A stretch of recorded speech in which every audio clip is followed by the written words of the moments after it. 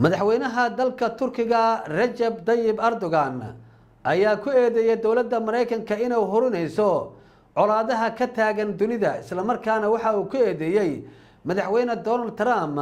in uu markaasi ku degdegay aqoonsiga Jerusalem ay tahay caasimadda waddanka Israa'iil haddaba warbixin arinta ku saabsan waxa inoo haya wariyaha telefishinka Somali Cable Abdulqaadir Umar Abdulle Fiidka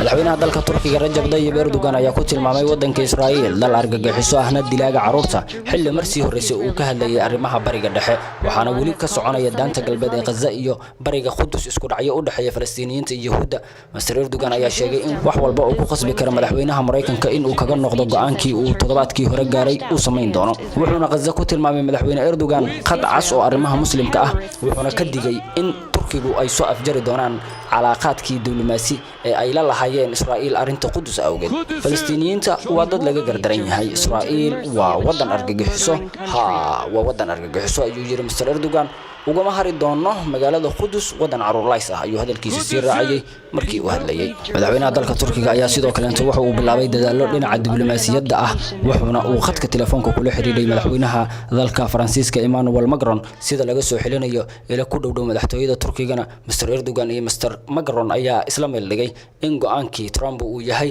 mid walwal ku haya wadamada gobolka wararka ayaa waxay intaas ku darayaan in madaxweyne Erdogan uu la hadlay madaxweynayaasha wadamada Kazakhstan Lebanon iyo Azerbaijan kumanaan dad oo isugu soo baxay Istanbul ayay waxay u muuqatay in meel fagaara ah ay ku gooyeen calanka waddanka Mareykanka dabayaaqadii toddobaadkii aan ka soo gudubnay ayuu madaxweyne Erdogan waxa uu ugu baaqay wadamada Islaamka ahi shir degdeg ah oo waddanka Turkiga ka dhici doona toddobaadyada soo aadan